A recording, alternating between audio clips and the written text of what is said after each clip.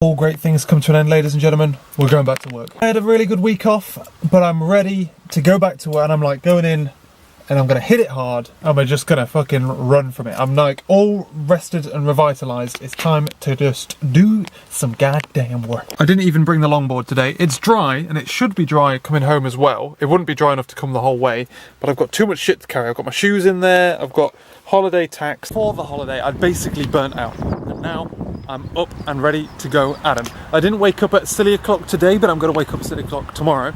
I thought it best not to literally hit the ground at a breakneck sprint, and rather have a bit of a jog today, get back into the routine, and then go. It's the rules. If you go on holiday and have a good time, you've got to pay back your taxes.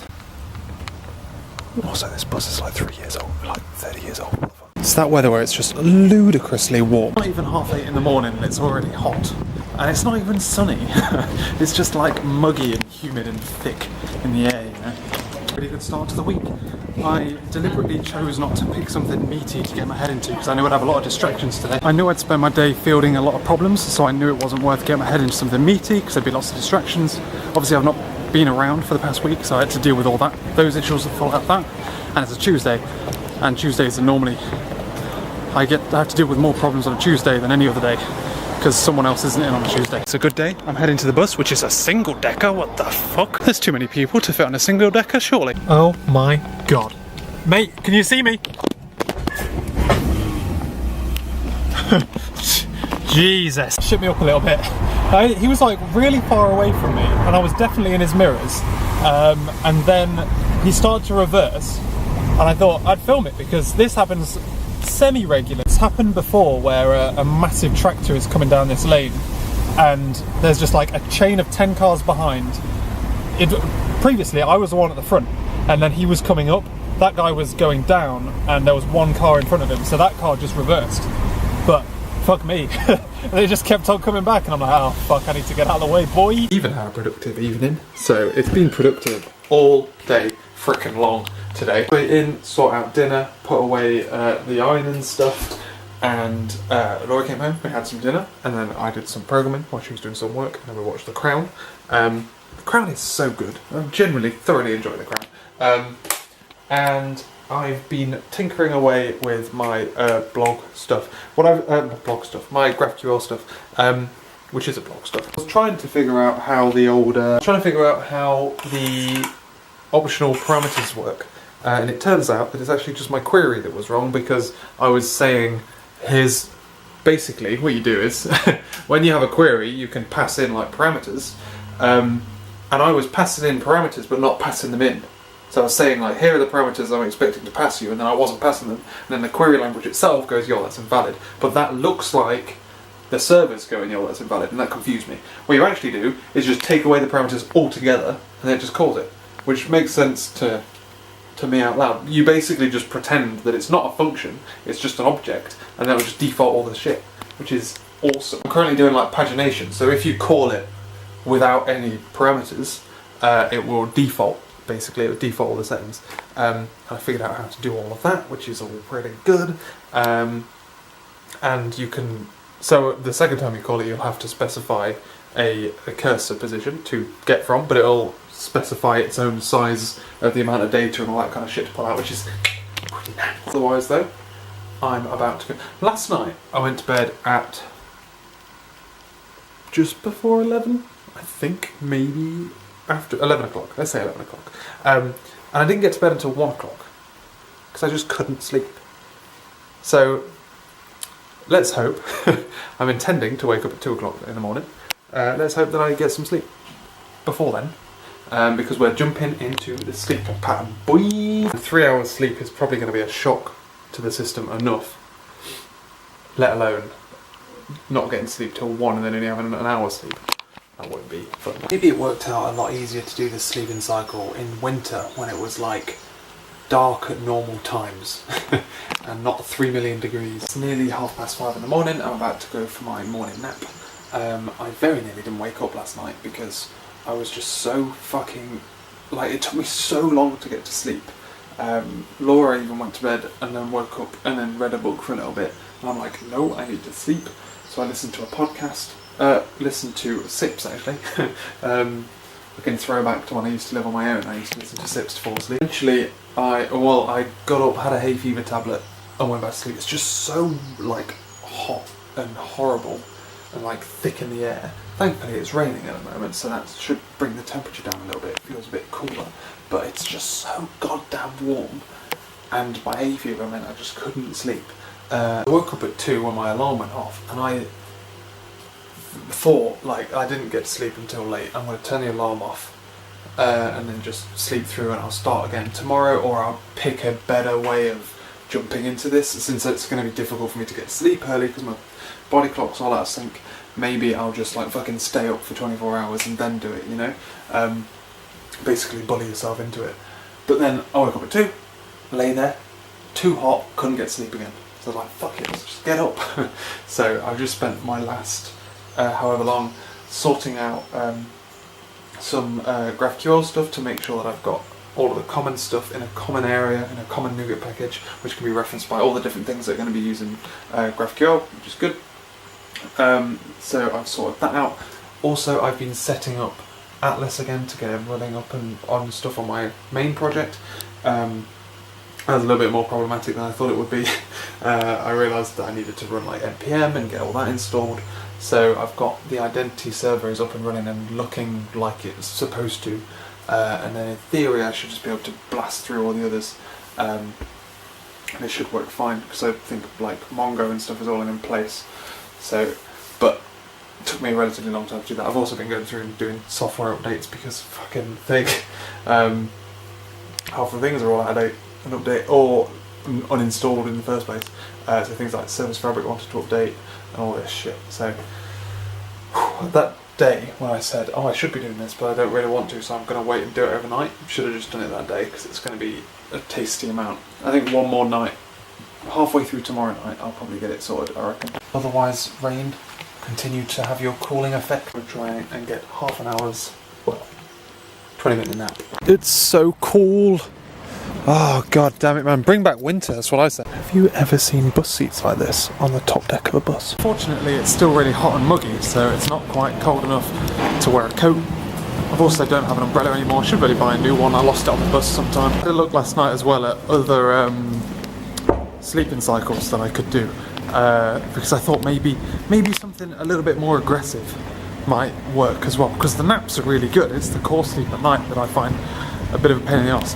And I was looking at different ones, but none of them fit my cycle really, like my lifestyle very well, you know. Best looking one was like Spammel, which is something like sleep whenever you, it's a 20-minute nap whenever you're tired. The only caveat being that between naps you have to spend at least 20 minutes sat up or stood up. But that sounds really good, but it's also got like, no one has successfully managed it, because the advantage of the Uberman is that you can have 20-minute nap every 4 hours or so, but then those naps become really fucking good because your body gets used to having them at a certain time. With that is it's not very flexible, so you basically need to run your entire life around it. And because what it doesn't save you, either of those two things, is the weekend, where you try and have a more normal weekend. Is that? It's closed down there. Let's go this way. I've toyed with the idea of having 3 naps at work. 1 nap before I start, like I get there, nap, then start. 1 nap before I leave, and then 1 at lunch. But I just can't figure out how to map the other one, you know? The other nap into that, the other sleeps into that system. When I was in the sleep cycle previously, it did work out pretty well for me, so I've just got to get back into it and get through the slog, you know? I have most of my infrastructure now up and running. All of the main things that I'm actively working on at the moment. I haven't like pulled down the code for any of the other microservices that run every now and again, like the communication one, which sends emails and that kind of shit. So I've been toying around this afternoon with partially multitasking, partially not. It's really difficult to multitask on things where you're like setting stuff up and then, because you get distracted, you start focusing on this and you start focusing on that. But I've switched focus to make sure I was getting this up and running. And now I should just have to be a case of figuring out where it was that I was and carrying on. I think I remember where, I was punting things through trying to get the front end talking to the back end a little bit more. At the moment it's reading all the information from GraphQL and all that kind of shit, but it's not actually punting any of that shit out back effectively. So that is my plan of attack, to figure out what's going on there. But Service Fabric's now alive, everything else is now alive. So the plan of attack is, main focus, this project, when I'm just tinkering on my laptop, I'll be doing my GraphQL blog thing. And or if I'm in the mood for that, I'll do that, but hopefully now the main focus can start becoming the main project again. Thank God. Yeah, it was good. It's good fun getting everything back up and running again. Because it is like so different to what like we're doing at work at the moment and stuff, because it's all like Service Fabric things. There's one thing that I dropped out of Service Fabric, which was the public web. That is now app services, because I wanted it to play with Angular nicely, and I couldn't be asked to figure out how to put that in a thingy, but it makes sense as an app service, it's fine. I remember making that call when I went to Angular, because I was like, I'm literally dropping Service Fabric in favour of Angular. That's how much I prefer Angular to Node. Vue. At work was another day of, I spent like literally the first 2 hours trying to figure out what the business wanted for something, because like I scoped it out to my understanding, took it to the product owner and was like, here's what I'm thinking. He's like, oh, I want it like this. I'm like, okay, that's going to be a pain in the arse, back and forth, figure out why he wants it like that. Go around, be like, so this is to get the UX working, but have you thought about this? Because either he was trying to avoid a situation, and either that situation is already handled and we don't need to worry about it, or it isn't handled and we need to worry about it in these other scenarios as well. And it turns out it's handled elsewhere, so we don't need to worry about it, which is dope, because that means I don't have to fuck about with the UX just for this weird back-end problem. It took me a shit ton of time too, but we had problems today where our UAT environment would just, and then intermittently our development environments would just shut down after a certain amount of hits, and then reboot. Nothing would bring it back except a server restart. So me and someone else was looking at that literally he was looking at it all day. I looked at it intermittently with him. Turned out it was the deployment hadn't cleaned up properly. We think that fixed it. We changed the way that we deploy it now, so it does a proper. We're using MS deploy and making sure it clears down properly. So, my idea, just saying. Effectively, because of that and helping or with other stuff, I didn't really get much of a hit on my thing. Oh no, I started punting the data I needed into Mongo, but the data shape that we was going to do, I think, is going to overcomplicate things, and I'm going to try and bring it down to size a little bit better. But that's by the by. So yeah, otherwise came home, had a little nap, and my naps today, because I've just started the program, aren't very nappy,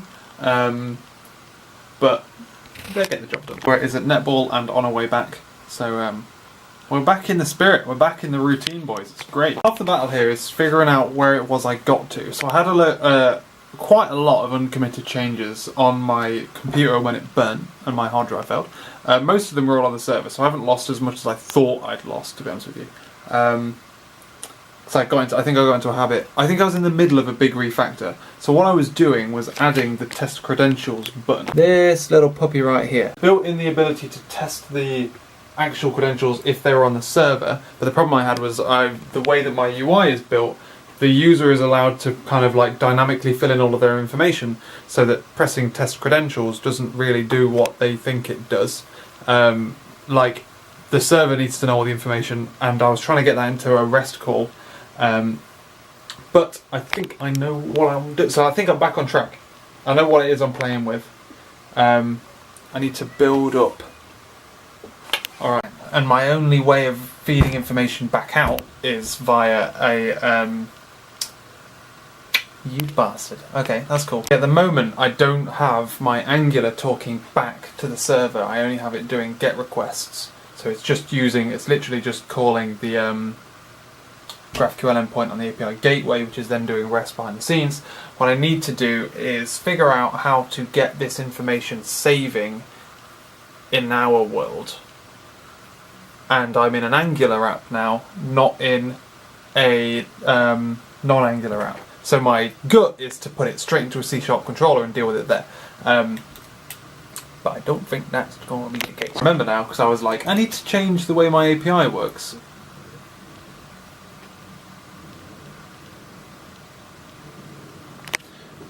Okay, yeah, I got you, boy. I got you, man. I'm on the right page, so I can answer.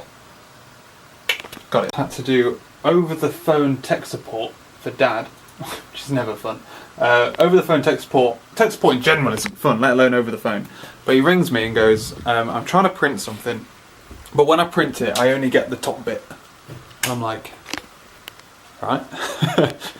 What the fuck does that mean? It turns out it has a Bluetooth printer that I've never seen before. And he's trying to print something he's trying to print an email from an iPad, which I've never seen before. I don't own an iPad. I don't know I can guess how they work if I'm touching the screen myself, but using your descriptions, I definitely fucking can't. But when it prints, I only get the top bit. And I'm like, right, I'll FaceTime you. And I was going to get him to download Google Duo, but Laura told me you can FaceTime in WhatsApp, so that's useful. Video called him, and then I've got him pointing his iPhone at the screen badly, because he's trying to look at the screen as well. So every time I'm trying to look at something, he moves the camera out of the way so he can see. This isn't the point. And yeah, so I was trying to do it. Don't know what happened. Basically, he forwarded the email to me. I turned it into a PDF. I emailed him the email back as a PDF, and then he opened it in the PDF view, and then it printed, and it was fine. And he's like, why didn't that work? And I'm like, because Apple is shit at software. That's why it didn't work. How am I supposed to know why the original didn't work? I know why my current worked, because it's an open standard, and you just pass a fucking PDF around. Actually, probably PDFs aren't open standards, but a PDF file is a PDF file. You can open it anywhere. You can open it in any app. If an app would have opened it, you would have definitely been able to print. That's all I know. But Laura thinks it's because he doesn't have an AirPrint printer. He's just got a Bluetooth one. I don't fucking know.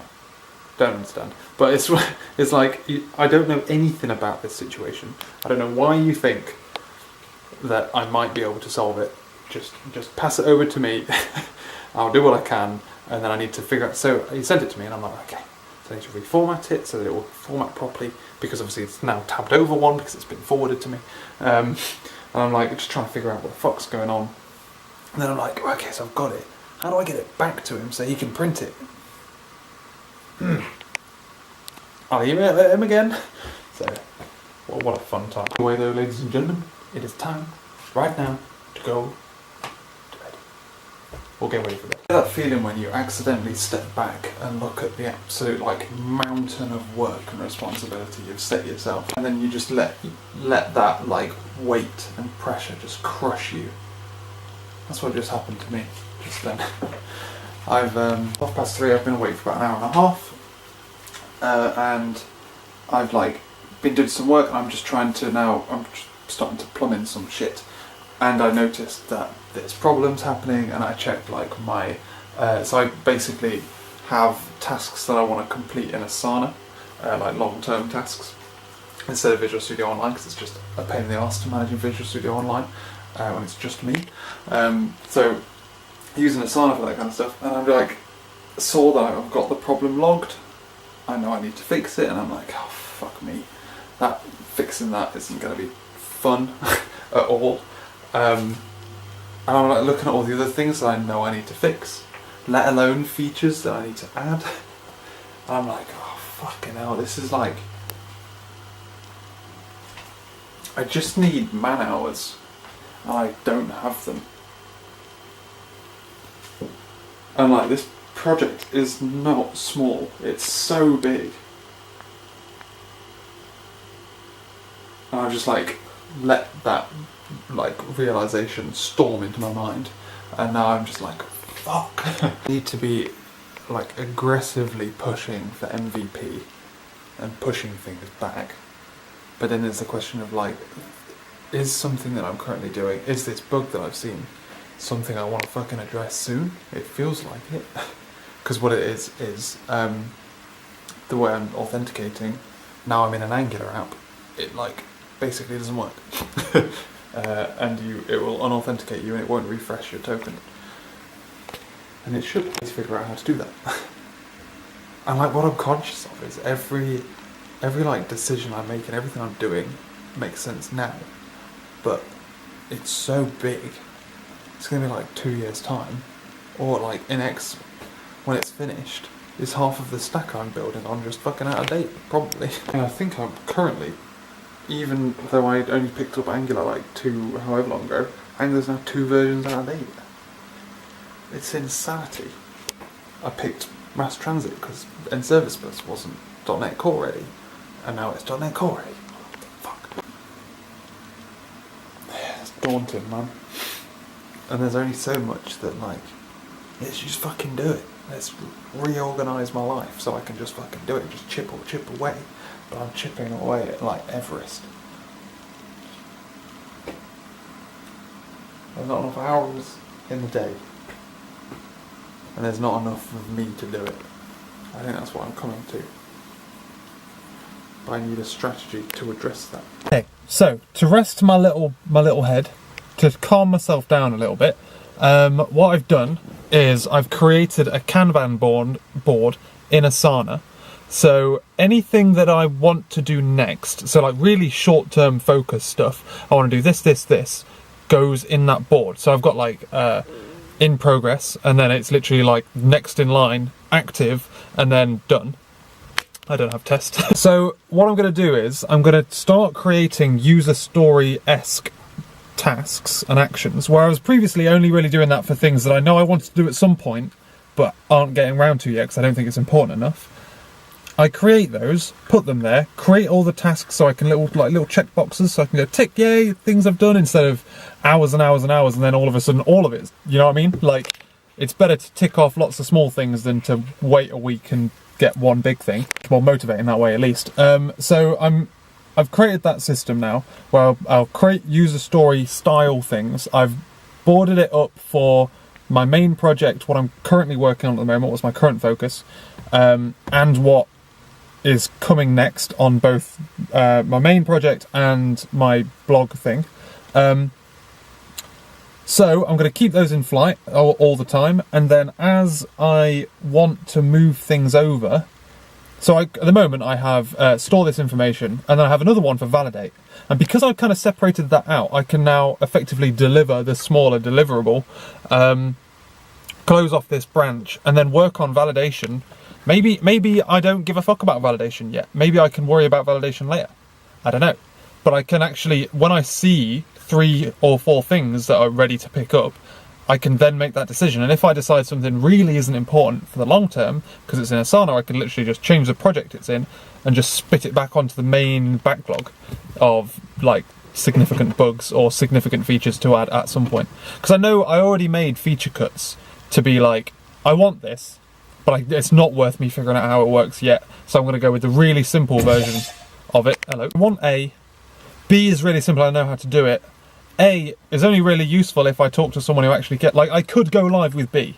And I constantly talk about at work, like, what could we go live with? Could we go live without that? And I always say the answer is yes. And I should be doing that same ruthless tooth comb to my own stuff. I have been doing that, but it's very easy when you're kind of got this broad feature to deliver to start getting too deep in the weeds, you know? So they're the things. But basically I've come to this scenario where I am aware of the fact that the project is too big and I don't have enough resource to deal with it. Like man hours. I don't have enough man hours to deliver a bit in its current state in a reasonable amount of time. So I need to figure out how to up resource or cut features. I don't want to cut quality, so they're the two I'm willing to cut. Because like I say, could I go live with half features? Probably, if I pick a very specific use case, deliver for that specific person, and then start to spread out. And I'd be like, oh, so this one person uses this, 10 people over there use that thing, and 5 people over there use this thing. I'm going to do that 10 thing, and then I'll do the 5 thing, instead of just trying to deliver it all in one go. It's much more agile. I'm just waiting for the bus. I have refinement today, and I have, and after that I can just get like knee deep into some stuff, into some cool stuff that I'm working on that I was figuring out yesterday. I think I've decided what I'm going to do and why I'm going to do it, so I just need to communicate that effectively. We're toying with 2 different options for doing something, and I think it's going to be unpractical to do one of the things because it means changing more stuff, and the quickest way through is to do this other way. It means that every now and again when you run this query it'll be a little bit slower, but we lose a load of overhead in other things. So I think it's the optimal way to go. I just need to communicate that with the team so that they're aware that I'm going to do it.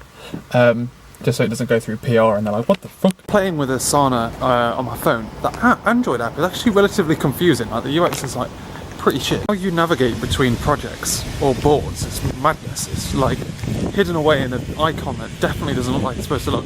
But something else I noticed is Chrome web apps that you used to add to Windows. I seem to have just lost all of mine. I reckon it's probably under the GDPR stuff. But I meant to press the cancel button there and I missed it and just carried on talking. It's just gone. Like, so there used to be an Asana one, that's not there anymore. Other things I've got from the Windows store, they're fine. So the Todoist, that I've got that still. Google ones are all there, but I just seems to have lost them on my computer and I can't figure out how to re-download them again. So I'm assuming that they weren't just like missed off of my hard drive. I'm assuming that they were just like gone because they've been removed. But yeah, if you go to the Chrome web store, there's literally just like extensions and something else. So I'm confusingly using Asana through the browser because I don't currently have a... I used to have it on. There is a brief gap in some pretty atrocious thunderstorms and I'm making that chance to get to the bus nice and dry. Oh, there's the rain, boys. Date on Chrome web apps. While you don't seem to be able to download them from the Chrome web store, I do still seem to have Asana. I couldn't find it yesterday, or this morning, but I managed to find it on both, my laptop first. It was just, because I used to pin it and it disappeared off my pin list. So, don't know what I was smoking there, boys. Today was quite a frustrating day at work. It was one of them days where you just kind of like headbutt something and don't really get very far.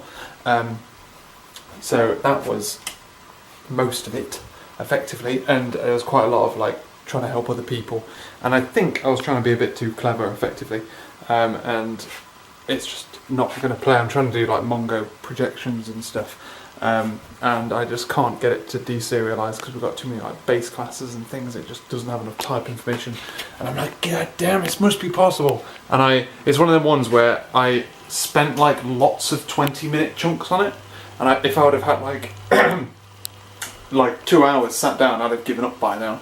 But because they were such small chunks, it didn't feel like I was trying that hard, and then the entire day went. So, otherwise, napping at lunch, and lunch wasn't very good. That's not going very well yet. And napping here was all right, I think, but not great. So I'm still not like napping properly.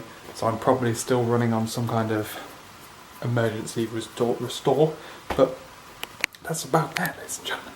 I'm going to end the video here. Hopefully tomorrow should be a good day at work, I think. And I now have like a list of things I want to do on Asana, so I have my to-do lists ready, and I should just be able to just chip down them, figure out what it is I want to do, and what it is. So I know what task I'm going to start when I wake up in the morning, which is good. Rather than yesterday being like, let's start this thing. Oh shit, this is huge. All about. And this is something. It's all about what you can go live with. Can you go live with this? Yes, no. That's what you need to do. So I might actually like make a note of that for some kind of blog post or something. But anyway, thanks for watching, ladies and gentlemen. I hope you enjoyed this video. I think it's a bit of a long one. I'm back in the swing. I also need to prep videos because I haven't done any videos from Cornwall yet. But I think I can swap memory cards now. That's for the best. So I'll probably do that in the morning as well. Right. I'll catch you later.